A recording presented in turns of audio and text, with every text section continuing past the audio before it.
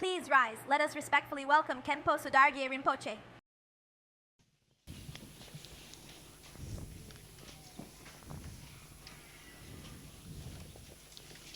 Please sit down.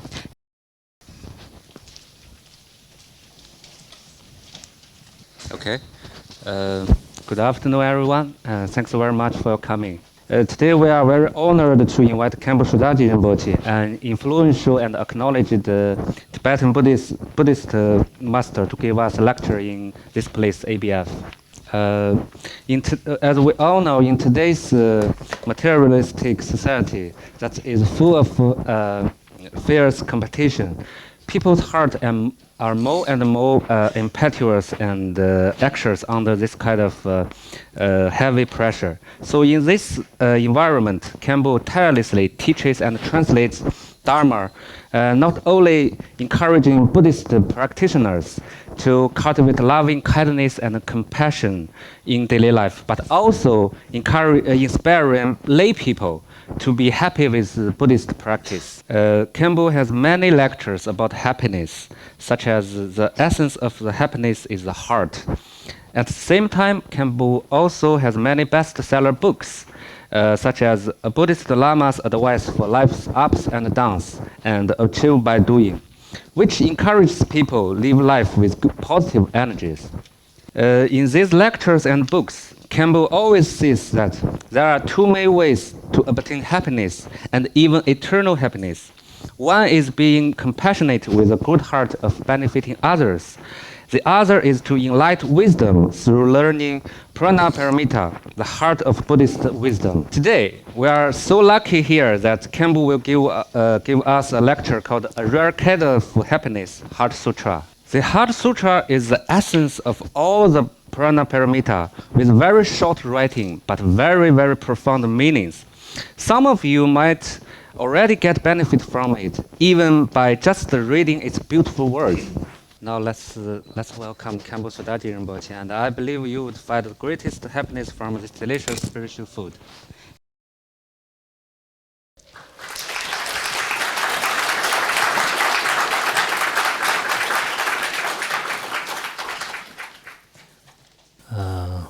Today we are gathered here to profoundly share and learn together with everyone present.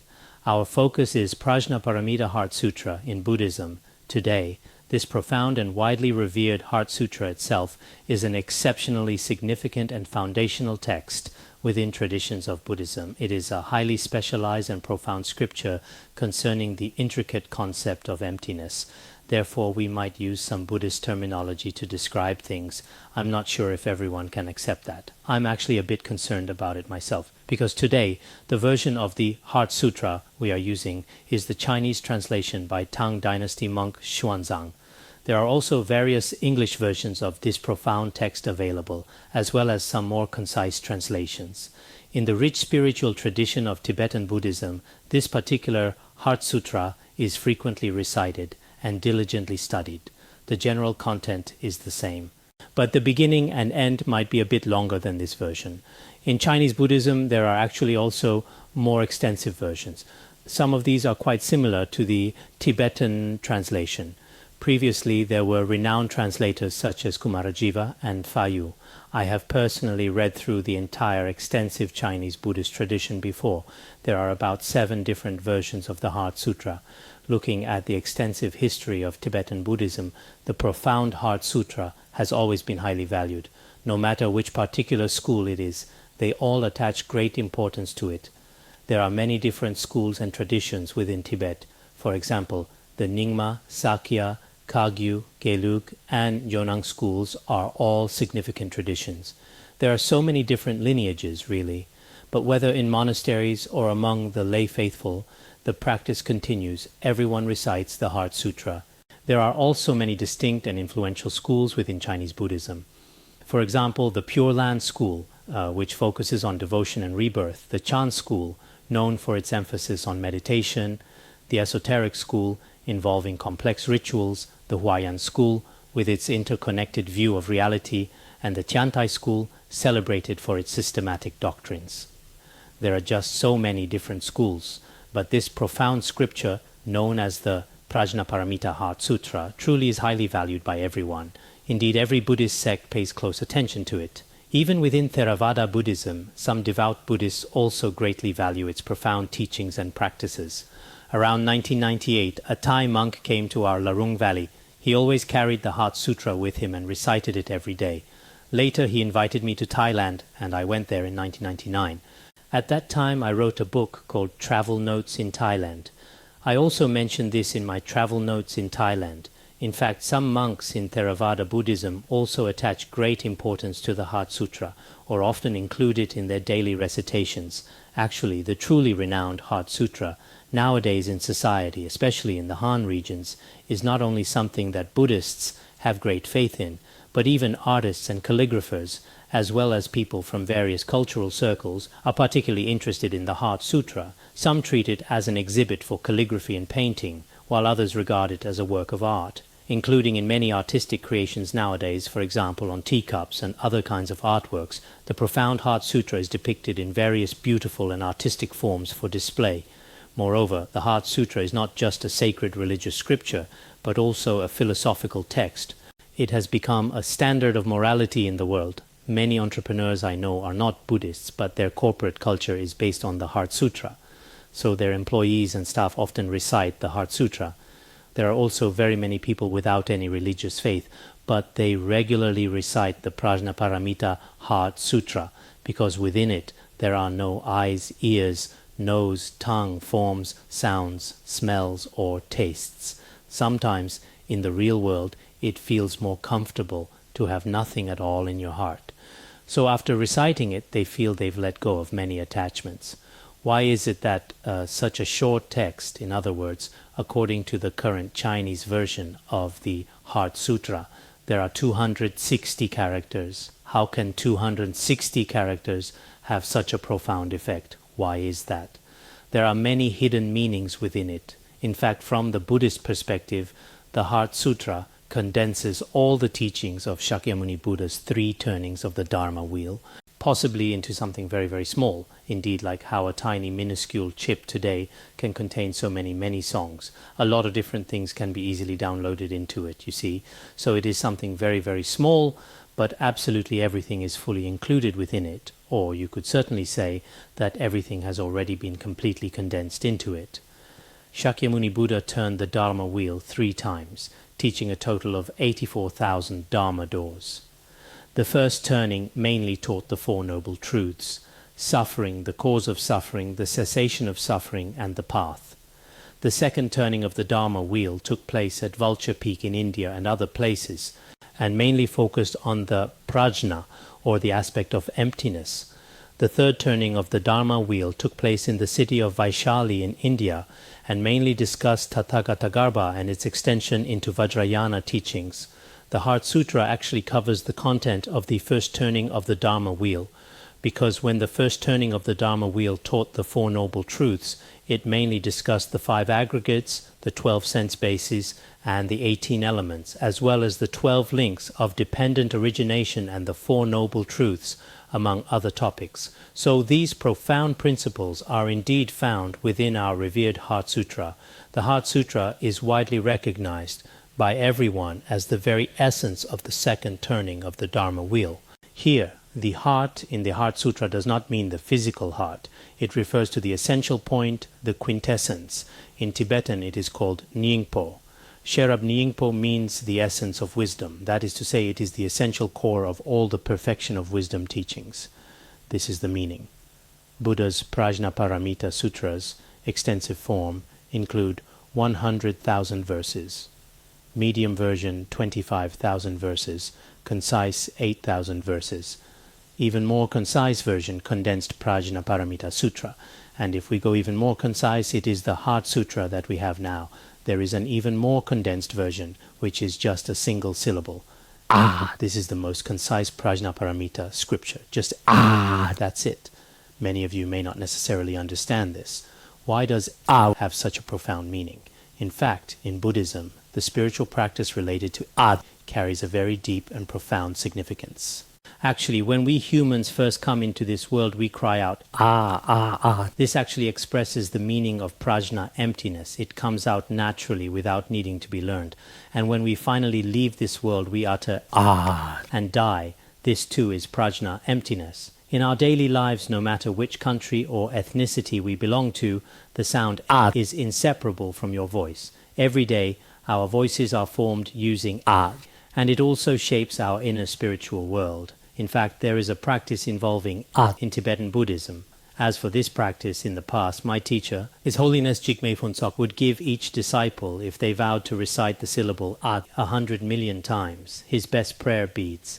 At that time, we made this vow. So the prayer beads I wear around my neck now are from the vow I made to recite the ah syllable over 20 years ago. However, I haven't recited ah that many times. I've only completed part of it and haven't finished yet. But as for the specific practice, we can't discuss it here. I'm just giving everyone a brief explanation. Prajna, emptiness, is unborn. Ah represents non-arising. If it does not arise, then it is emptiness. This is roughly the meaning. As for the specifics, like what exactly the ah syllable is and how to visualize it, these things we can't talk about today. So as I just mentioned, the ah syllable is very important. This is not a joke. What I'm introducing to everyone today is a bit broader than just the ah syllable. That is the Heart Sutra, the Prajnaparamita Hridaya Sutra. The Heart Sutra is the essence of prajna, emptiness. In this sutra, all phenomena are turned into emptiness. For example, it says that the eyes, ears, nose and tongue all do not truly exist. They are empty. It teaches the content of emptiness. Then it goes on to discuss the part about the luminous Tathagata Garbha from the third turning of the wheel of Dharma, but this part might be a bit more technical or specialized. Later, in the section Form is Emptiness, Emptiness is Form, in the part about emptiness is form, it talks about the aspect of luminosity. This prajna teaching, the Heart Sutra, is extremely important in Buddhism. When Shakyamuni Buddha was nearing parinirvana, he told Ananda, he said, "If all my other teachings were to disappear, I would not blame you. But the prajna teaching, the dharma of emptiness, not even a single word or phrase of it can be lost. If this is lost, then I will hold you responsible." Therefore, when he was nearing parinirvana, he gave special and earnest instructions to Venerable Ananda. In fact, this Heart Sutra, in our Tibetan Buddhism, no matter what we are reciting, whether it's for the peace of the household, or to dispel some obstacles, or to increase wealth, extend life, and so on, for all kinds of worldly wishes, we all recite the Heart Sutra to fulfill our own aspirations. Whenever someone truly encounters the most difficult and challenging times in their life, if they sincerely recite this sacred sutra as much as possible, they will certainly get through the hardship and overcome their struggles. This important practice includes reciting the sacred Heart Sutra 9 times on the very last day of the final month every single year, specifically to dispel all potential disasters and misfortunes in the coming new year. Personally, I have diligently recited the profound Heart Sutra every single day since I was a small child. Although the Tibetan version of the Heart Sutra actually has more words and phrases than the Chinese version, and it may take just a little bit longer, I have almost never missed a single day. If I miss a day or two, I make up for it in the following days. If anyone here today is truly interested, and if you remain genuinely interested throughout your entire life, you should at the very least recite the Heart Sutra once every single day. I think it's very, very necessary. Actually, the Chinese version of the Heart Sutra is remarkably short, typically taking less than a minute to complete. Earlier this very morning, I specifically sent a WeChat message. I explicitly said reciting the profound Chinese Heart Sutra once, and chanting the 6-syllable mantra, Om Mani Padme Hum, 108 times, both together don't even take 2 minutes. Then I performed a detailed calculation. We have precisely 1,440 minutes in a single complete day. If you take just 2 minutes for this, you still have 1,438 minutes left. I truly think that if you genuinely have faith, or if you are interested in the profound Prajnaparamita Heart Sutra, then diligently doing these 2 things is also very good indeed. If a Buddhist spends the whole day being distracted, but isn't even willing to spend 2 minutes on this, then that Buddhist is extremely lazy, not a very good person. Many of us Buddhists took refuge a long time ago, but in our daily actions we don't really do anything. They never do anything, don't study, and don't like to practice visualization either. They're just carrying the name, that's all. Such Buddhists are not very good. Some people think I don't simply need to study Buddhism. As long as I'm just a truly good person, that is enough. Actually, you may think you're very kind, but some of your actions might actually be quite bad, and you don't even realize it. I'm not necessarily asking everyone to become a Buddhist either. However, if there aren't certain fundamental religious constraints, or if there isn't a deeply held religious faith guiding our decisions, perhaps we might unknowingly and inadvertently make many significant mistakes in our actions and choices. Consequently, a considerable number of individuals in the world tend to place an excessive amount of trust and confidence solely in themselves. Many of their actions are actually not very proper, but they think they're completely reasonable. Especially now, some Western individualism and critical thinking have become prevalent on one hand, may play a certain role in our creativity and innovation, and have a certain effect, but on the other hand, it might lead to us boasting about ourselves and perhaps even overpraising ourselves a bit too much. Many of us often put too much faith in our own selves and abilities, and sometimes we can't distinguish between our rights and our responsibilities. We absolutely need fundamental rights, and an individual person should be strong and resilient, but truly knowing what we ought to do is also very important indeed. Let me give a very simple example. For instance, just 1 minute of my time, I am not even willing to recite the Heart Sutra once a day. But very often he might say, we Buddhists should truly do this and that, or you Buddhists should definitely do this and that, constantly focusing his attention and his thoughts on others, and never reflecting on himself. In fact, true wisdom requires us to observe both the external material world and our own intricate inner world. We should carefully observe the individuals who are around us, and also thoroughly examine ourselves and our personal experiences. The Heart Sutra that we're discussing today is actually the shorter version, translated by Tang Xuanzang. Chinese Buddhism places great importance on this brief translation. Why is that? Actually, it has its own historical reasons. When Xuanzang traveled to the West to obtain the scriptures, he actually encountered 81 hardships along the way. According to historical records, when Xuanzang passed by a monastery at that time, there was a monk inside who was suffering greatly. Upon closer look, he saw that it was a leprosy patient. Xuanzang did not continue his journey right away. He stayed to care for him until he recovered. When Xuanzang was leaving, the man was especially grateful. He gave Xuanzang the Heart Sutra. It was a rather concise version, similar to the one we have today. Later, throughout Xuanzang's entire journey of study, whenever he encountered any difficulties, as long as he recited this Heart Sutra, all obstacles would disappear. Especially when he was by the Ganges River at that time. He was almost sacrificed to the river god, wasn't he? He nearly became an offering. At that moment he said, "If you absolutely must throw me into the flowing river today, that's perfectly fine with me, but as a monk I have one request." In the end they asked him what his request was. He said, "As a monk before I die, I would like to recite the Heart Sutra 3 times. After I finish reciting, you can throw me into the river." They felt this request was not unreasonable, so they agreed. After he recited the Heart Sutra 3 times, the vast expanse of the sky gradually became completely covered with ominous, dark, heavy clouds, and simultaneously there was intense rumbling thunder and brilliant flashing lightning. In the end, all his suffering finally disappeared entirely. This is also recorded in many Dunhuang manuscripts. So, this is indeed one of the primary reasons why, in contemporary Chinese Buddhism today, such immense importance is consistently placed on Xuanzang's profound and influential translation. We might not have the PPT today, but you all have it in your hands, right? I've talked about the Heart Sutra a few times before, but back then we had more time. Today, with such a short amount of time, we might not be able to cover everything. But I'll give everyone a general overview again. Otherwise, many of you recite the Heart Sutra every day, but if you don't understand the content, that's not ideal either. Let me first give you a brief introduction to the text, okay? It says here, the heart of the Prajnaparamita Sutra. When Avalokiteshvara Bodhisattva was practicing the profound Prajnaparamita, he clearly saw that the 5 aggregates are all empty, thus transcending all suffering and distress. This is just the initial background, as at the time of the Heart Sutra, the Buddha had entered a state of meditation, and Avalokiteshvara Bodhisattva was practicing the emptiness of Prajnaparamita. Avalokiteshvara Bodhisattva attain state realizing emptiness of 5 aggregates, free from all suffering. Therefore, the Heart Sutra is a scripture formed by the Buddha's blessing, enabling Avalokiteshvara Bodhisattva to enter the meditative state of emptiness. A dialogue with Shariputra became the basis for this classic text.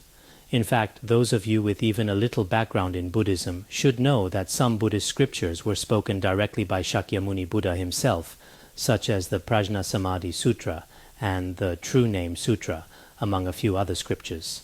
Some scriptures, on the other hand, arose when the Buddha blessed a certain accomplished disciple, allowing the scripture to manifest. Some are just like our Heart Sutra. And then there are others, such as the Manjushri's Question Sutra, which is formed through a dialogue between Manjushri Bodhisattva and the Buddha, or through a dialogue between another disciple and the Buddha. So there are many categories within Buddhist scriptures. Nowadays, some Western scholars believe that if these are the words of Avalokiteshvara Bodhisattva, then they are not the words of the Buddha, so they shouldn't be included among the Buddhist scriptures. They are judging this entirely from an academic perspective. But actually, this way of thinking is not very reasonable. Why is that? Throughout human history, not all documents were personally written by their authors. This includes speeches by the highest leaders of various countries. Some are written by his disciples, his secretaries, or his subordinates, but many in academia do not examine this. For example, when it comes to a president's speech, they don't check whether every word was actually spoken by him, whether it's his exact words. They don't do that. Sometimes I feel that some of their academic methods should perhaps be more observant. There are even more aspects within Buddhism, including the power of meditation, the power of wisdom, and the power of miraculous abilities. There are many unique religious principles that explain these things. Therefore, this Heart Sutra is actually blessed by the Buddha. It is the Buddha's meditative absorption of intention. The Buddha entered a meditative state like that of Avalokiteshvara Bodhisattva, and this is a scripture empowered by such intention. So, what I just mentioned is a kind of dependent origination. Avalokiteshvara Bodhisattva observed that the 5 aggregates are all empty. This is a state of being free from all suffering and hardship. At this point, he tells Shariputra, form is not different from emptiness. Emptiness is not different from form. Form is emptiness. Emptiness is form. Because of this framework, the Heart Sutra, perhaps I will just use a little bit of Buddhist terminology here, if that's all right. Otherwise, it might be impossible to explain. All right, they should be fine with it. So, at the very beginning, the Heart Sutra talks about the foundational prajna, wisdom. Foundational prajna, path prajna, and fruition prajna. There are 3 aspects. Understanding foundational prajna involves an extensive explanation of the emptiness of the form aggregate. Then, it separately expounds on 7 profound points. In the Tibetan version, there are 8 profound points. This is the content of the previous section. First, it extensively discusses the emptiness of the form aggregate. In the Tibetan version, it says, form is emptiness. Emptiness is form. Form is not different from emptiness. Emptiness is not different from form. But in the Chinese version, the order is a bit switched around. So when we say form is emptiness, what we really mean is that all these things that appear to us now to be just the essence of what appears in the conventional world is actually emptiness. Or in other words, what we common ordinary people truly perceive does not exist when one realizes emptiness. This cuts off the first extreme of existence. Phenomena are not truly existent. All these phenomena that appear to us now, in fact, do not exist in their true nature. Physicists also profoundly believe that the fundamental essence of all current appearances is ultimately empty. Emptiness is form actually refers to the profound phenomena seen and perceived by truly noble beings, or those who are fully realized. In the ultimate and deepest sense, these phenomena do indeed exist in terms of their appearance. I don't know if you've extensively studied Madhyamaka philosophy. Do you genuinely understand what I'm saying? Is that perfectly clear and acceptable? Just now, the appearance itself is emptiness. We shouldn't think of it as form. Actually, the form discussed here in Buddhism is not just the material form seen by the eyes. Here it includes the 5 sense faculties, the 5 sense objects, and also subtle forms, many things. All these appearances are in fact emptiness. Emptiness in reality also implies appearance. Therefore, form is emptiness cuts off the extreme of non-existence. Then, form is not different from emptiness eliminates the third extreme. Non-dual grasping is neither existence nor non-existence, because both of these can be said to be neither separate nor united. Emptiness is not different from form, transcending dualistic grasping. In other words, it is neither existence nor non-existence. It is neither of these two, nor is it something apart from these two. It may seem contradictory, but in fact it is not. This is the very nature of all phenomena. So, if you've studied a bit of Madhyamaka or Prajnaparamita emptiness, and truly use your own wisdom to investigate, you'll see this is not just a religious or Buddhist claim. You arrive at this conclusion entirely through wisdom. You can take a look at this cup, for example.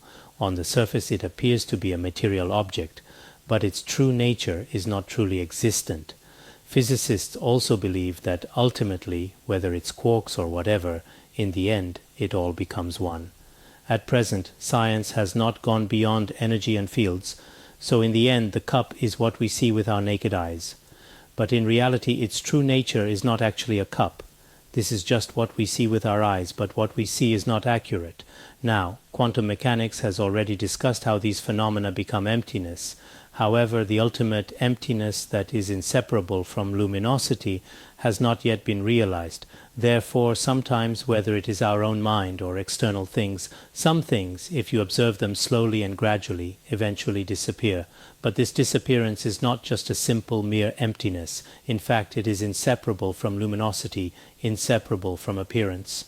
Appearance and emptiness truly share the same fundamental essence. This profound concept may require further dedicated study and practice to truly understand what was just discussed. This is precisely the meaning of form is not different from emptiness mentioned earlier.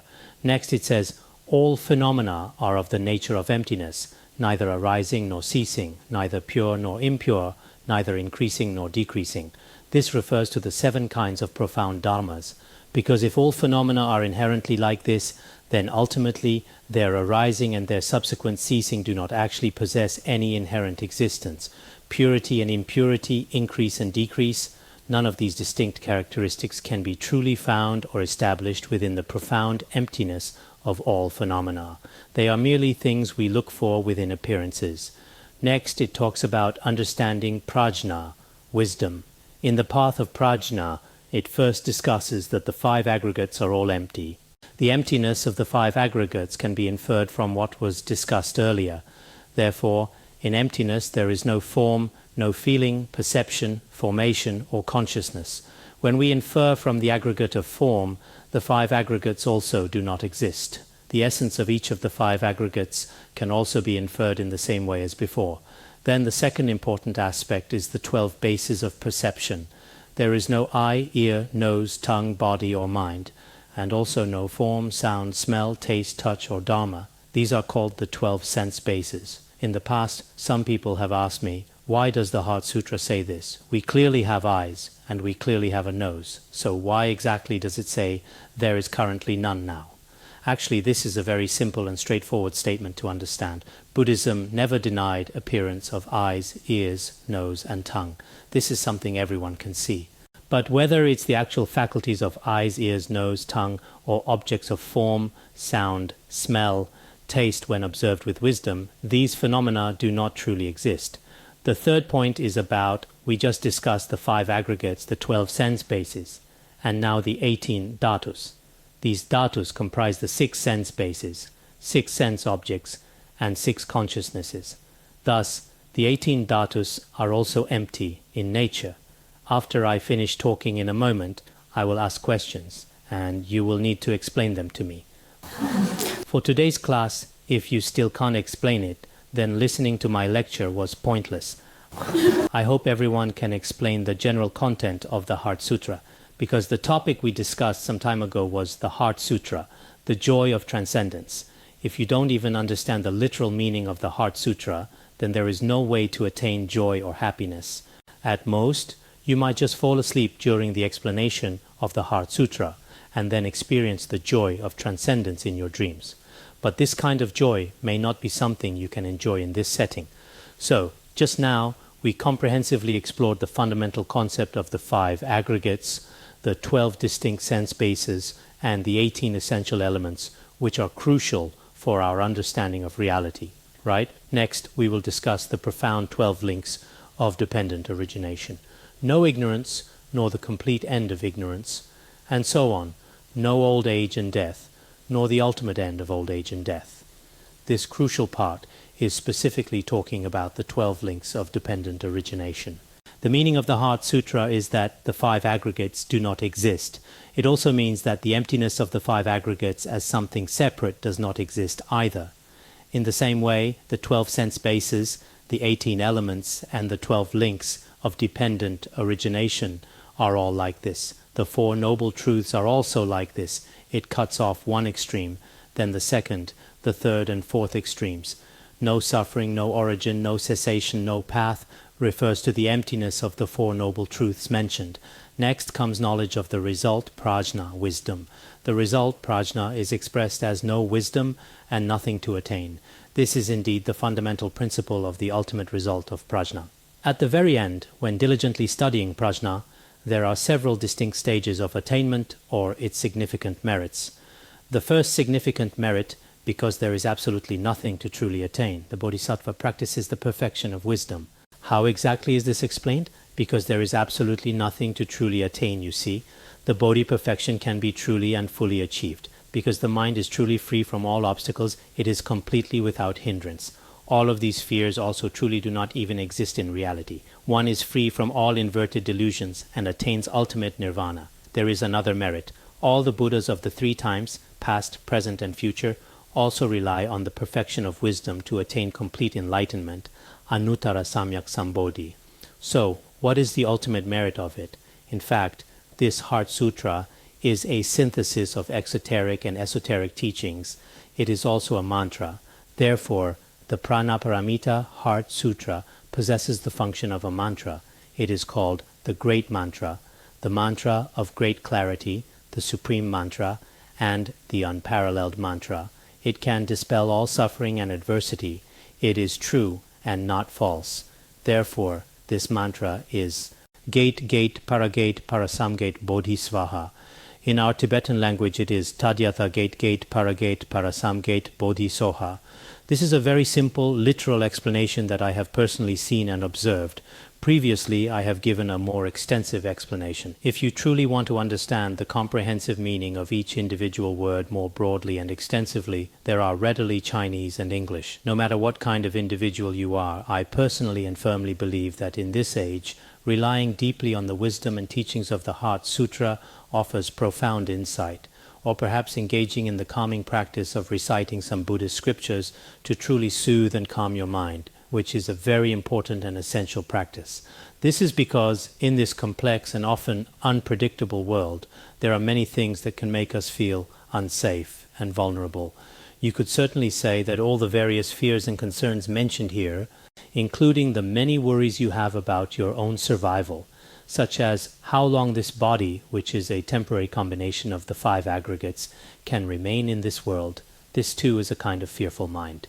There is also another kind of fear, for example, regarding my job, whether it will remain completely unchanged for the entirety of my lifetime, or whether all of my entire income actually and truly earned in this present world can truly stay stable forever, and so on. And indeed, there are also many fears in daily life, including every single one of us, constantly worrying about our own personal health, the enduring permanence of our youth, and so on and so forth. There are also many anxieties and fears in these areas. In fact, these fears are something that every person more or less experiences in their daily life. I truly believe that eliminating these fears in reality will genuinely help us, relies to a large extent on the power of our own minds to cope with them. Some worries and feelings of deep insecurity actually never truly materialize in real life, Some things can also be dispelled by relying on the incredible power of causes and conditions. This power can also help eliminate them. Therefore, everyone has their own beliefs, or you could say a very fixed set of values. In addition to our understanding and judgments about the material world, we also need to have something to rely on in the spiritual world. This is extremely important, because in reality, most of our daily lives are primarily resolved by relying upon the inherent power and essential functions of our very own minds. No matter how incredibly advanced science truly becomes, or how exceptionally good our material living conditions are, these things still may not be able to solve this issue. Therefore, I firmly believe that aside from material satisfaction and the conditions provided by material things, one must have their own way of finding happiness within their heart, and a method for inner purification. This is of very utmost importance, especially for us, regardless of whether you possess faith or not. If you frequently observe your own mind, if you truly and deeply understand your own mind, many of life's problems will be quite easily resolved. I often see a wide variety of truly successful people in this world, but every single time I see someone who is especially successful, in my experience, I wonder in my heart whether they might be suffering deeply. Because if someone is suffering greatly inside, no matter how famous or wealthy they are on the outside, there are still certain flaws in their life. But if their heart is truly strong and genuinely pure, even if they encounter all kinds of significant setbacks in their life, these challenging experiences are not truly failures for them. Therefore, I think that a profound text like the Heart Sutra, with its precisely 260 characters, holds immense wisdom, can truly serve as a kind of spiritual enjoyment in our daily lives. This is also very important indeed. At the same time, I truly think that we should also learn to deeply reflect and to diligently study religious teachings like these profound ones. If we truly learn to reflect, in fact, within the realm of religion or within our own inherent wisdom, there are indeed many effective ways to counteract our various human afflictions. I often see people who, on the surface, don't seem very successful, but in reality their hearts are very much fulfilled and truly joyful. Therefore, our heaven or our hell, the ultimate choice is entirely in each person's own hands. Today, I will first reverently recite the profound Heart Sutra in Tibetan, and then, following that, you can all collectively recite the Heart Sutra together in Chinese. Subsequently, you can then proceed to recite the Heart Sutra in English as well. After that, we can have some interaction. Tibetan version might be a little bit longer.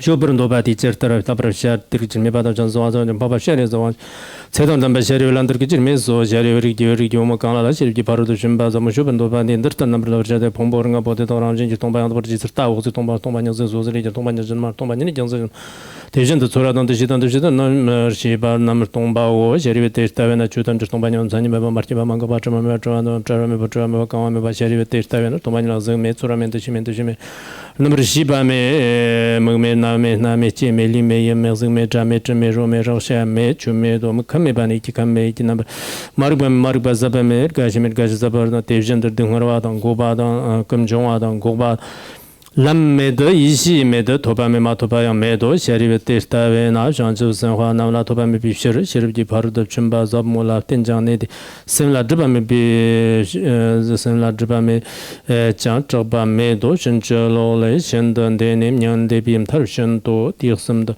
ngom br ji ba san ge tam chi chi shir ji par de chum ba zab mo da la te ne la na me ba ya da ba jan zo br san ge zo de da ve na shir ji par de shen be ngor ba chen br ngor la na me be ngor me ba nyam chi me de tam jarab de jor chi be ngor zembr sharte de jerbi parado shimbe ngorme ba da danga danga de paranga de parasanga de bode soha shari ve chan soha soha jembo bomban terke de jerbi parado jamba zamol labra shao de ne jondan de na jondan de danzan le jande chan soha jembo baba shari zo wan chila lakso ji shajen de lakso rikwe te jeno chirtar choki tamba te jende jerbi parado jamba zamol labra sharte te jan shabanam ji se yerong jondan de terke ji ka tsan de tsan ba shari Shan Sawa Sawa Papa Shari Zawa Che Tamjan Dami Kurde Dan Lada Madan Lama Yanda Tazat Jibe Yaran Dip Chumdin De Kyosong Bala Ngombru Todo.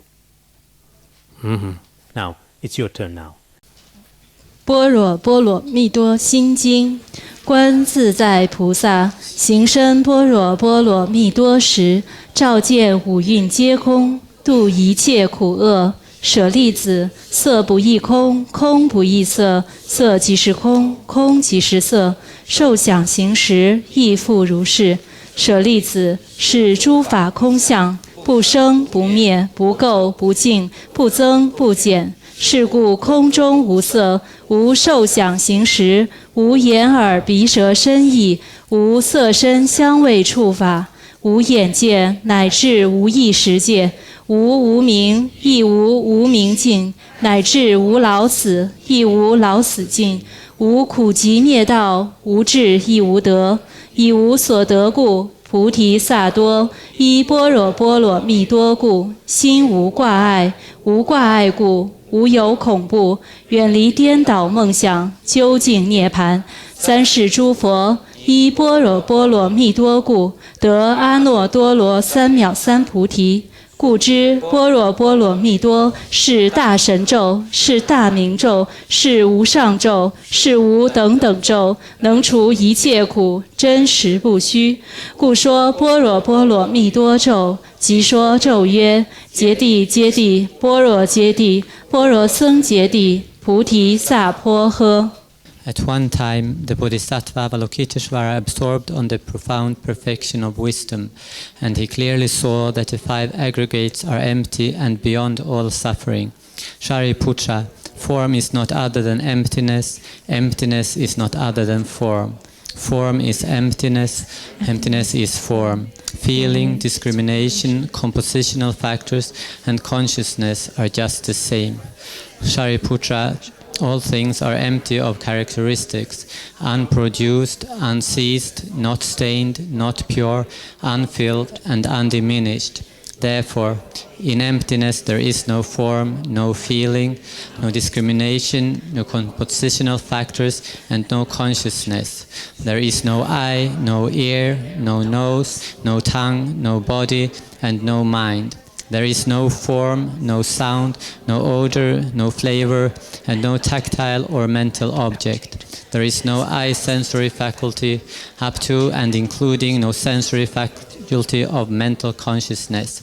There is no ignorance and no extinction of ignorance, and up to and including no old age and death, and no extinction of old age and death. There is no suffering, no origin, no cessation, and no path. There is no wisdom, and likewise there is no attainment.